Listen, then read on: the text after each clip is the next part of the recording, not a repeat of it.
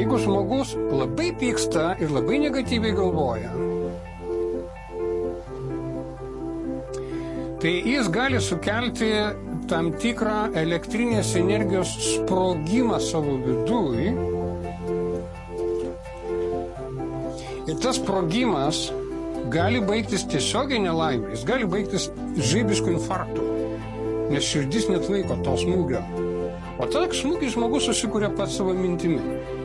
Jis išgirsta kažkokią negatyvę mintį, arba ją interpretuoja savo kaip negatyvę, kaip labai negatyvę, širdis netlaiko. Jeigu širdis buvo apleista, taip sakant, drožta ilgai, blogų gyvenimo būdų, mažai sporto, blogas maistas, jinai buvo ant ribos, jam duodi, reiškia, per stipriai mintys, netlaiko ir infarktą.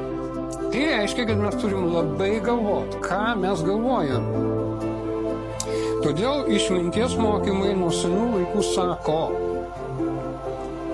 kad išmintingas žmogus, jis visą laiką yra čia ir dabar.